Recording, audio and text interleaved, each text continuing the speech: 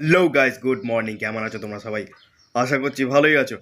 এখন বাজে ভোর 3টে আর আমি বেরিয়ে পড়েছি প্রয়াগরাজের উদ্দেশ্যে এবং এখন যাব হাওড়া স্টেশন।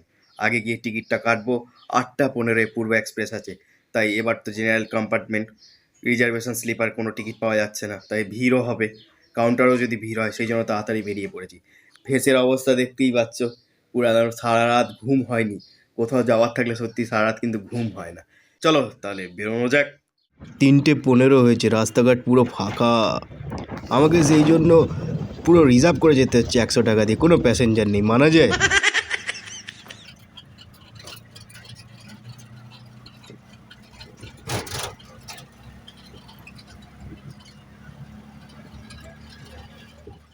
তো ফাইনালি 3:30 বাজে আমি হাওড়া স্টেশনে চলে এসেছি, কিন্তু এই কি স্টেশন পুরো ফাঁকা, সেরকম ভিড় নেই।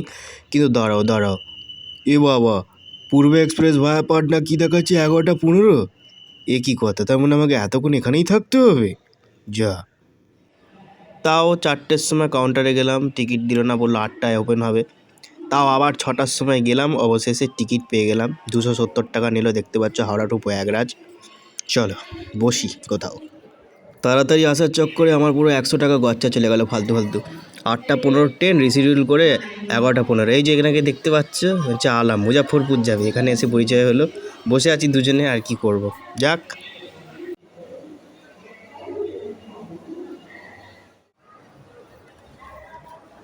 পূর্ব এক্সপ্রেস 8:15 ছিল, সেখান থেকে 11:15 রিসিডিউল করা হলো। 11:30 বাজে, এখন ট্রেন ঢোকেনি প্ল্যাটফর্মের অবস্থা দেখো। এটা জেনারেল বগিতে ওঠার জন্য ভিড় দেখো কত হয়েছে। যাই হোক, একটা বন্ধুর দৌলতে সিট পেয়ে গেছি, বসে বসে যাব। আহ কি মজা! নাহলে হাওড়া থেকে কখনো সম্ভব প্রয়াগরাজ পর্যন্ত বসে বসে যাওয়া স্বপ্নের ব্যাপার। কিন্তু যাই হোক, প্যাসেঞ্জারের অবস্থা দেখো কীভাবে বসে আছে চারিদিকে। এই যে ও বাঙ্কারের উপর শুয়ে আছে, দেখো নিচে শুয়ে আছে, বসে আছে, মানে যাচ্ছে তাই অবস্থা। জেনারেল কম্পার্টমেন্টে এর থেকে ভালো অবস্থা কি হবে? এসি কামরা, স্লিপার কামরাতেই তাই মারাত্মক অবস্থা, তো জেনারেল কম্পার্টমেন্টে তো হবেই। যাই হোক, শেষমেশ প্রয়াগরাজ যেতে পারছি, তাও আর বসে বসে, এটাই যথেষ্ট। এ দেখো, তোমাদের ভিউটা দেখাচ্ছি, কি সুন্দর না? চোখ জুড়িয়ে যাবে দেখে। মেঘটা দেখেছো কি সুন্দর?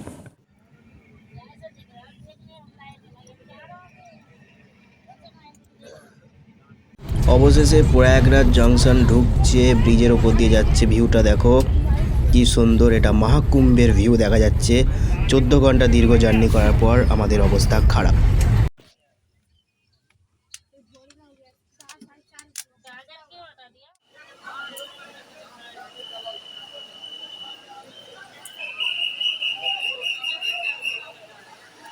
তো এখন বাজে 4:15। আমাদের পূর্ব এক্সপ্রেস ট্রেনটি প্রয়াগরাজে নামিয়ে এবার চলে যাচ্ছে নিউ দিল্লির দিকে। বলছি না, আসার ইচ্ছা থাকা চাই। দেখো 4:15 বাজে, কিন্তু স্টেশন চত্বর দেখেছো, খুব একটা ভিড় নেই। অবশ্য কালকে মনি অমাবস্যা গেছে, সেই জন্যই হয়তো ভাগদার হয়েছিল না, সেই জন্য হয়তো স্টেশন চত্বর ফাঁকা হতে পারে, কিছুটা মানুষের ভয়, সেই জন্য হয়তো ফাঁকা। কিন্তু আমি বলবো চলে আসো। প্রচুর পুলিশ প্রোটেকশন দেওয়া হয়েছে, স্টেশন চত্বর পুরো ফাঁকা। যেরকমটা ইউটিউব ভিডিওতে আমরা দেখে থাকি বা দেখেছি, সেরকমটা কিন্তু একেবারেই না, একদম পুরো ফাঁকা।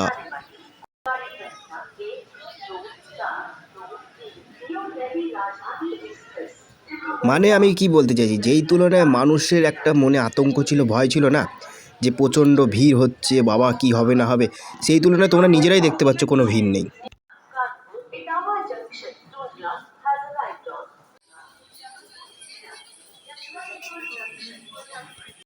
যতই ক্লান্ত হই, মানে প্রচণ্ড এক্সাইটেড লাগছে, কি যে বলি, মানে মানে আমার কোনো ভাষা নেই, বুঝতে পারলে? মানে 144 বছর এই 2025-এ হলো তো।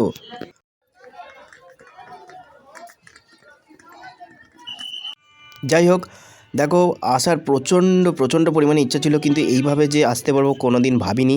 যাই হোক, কিছুটা ভাগ্যও আমার সাথ দিয়েছে।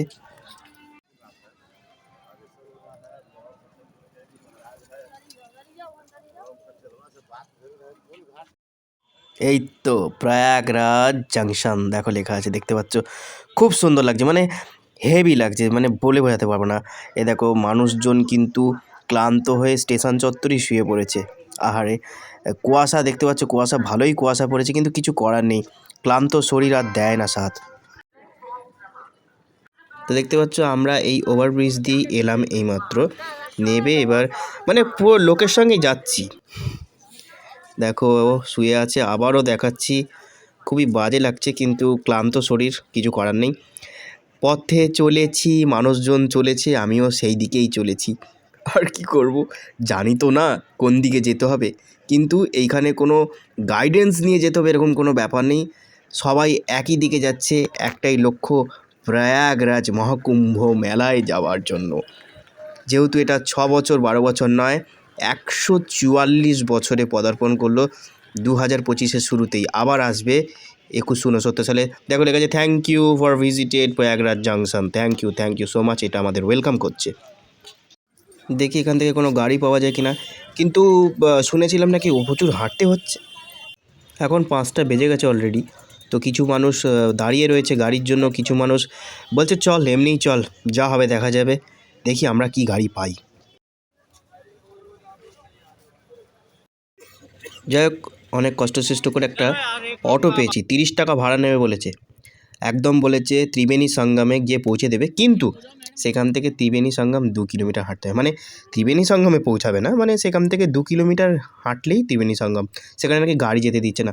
যাই হোক দাদা চলো, এইটুকুই, হাঁটতে তো হবে না, মানে আমরা ফেসবুক ইউটিউবে যা দেখি না সব বেকার, তুমি নিজে না এলে বিশ্বাস করতে পারবে না। দেখেছো রাস্তাঘাট কত ফাঁকা, আমরা দেখেছি কত ভিড়। অ্যাকচুয়ালি এটা হতে পারে কিছুটা মনি অমাবস্যার জন্য, কারণ মনি অমাবস্যায় যে দুর্ঘটনাটা ঘটেছে তার জন্য অনেক মানুষ আতঙ্ক পেয়ে গেছে, আতঙ্ক ভয়, সেই জন্য অনেকে হয়তো আসছে না।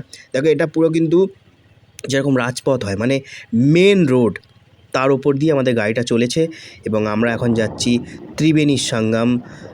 দেখো ভোরবেলার আকাশটা কি সুন্দর এবং রাস্তাঘাট পুরো ফাঁকা, লাইটিং ভর্তি, রাস্তাঘাট পরিষ্কার ঝকঝকে তকতকে।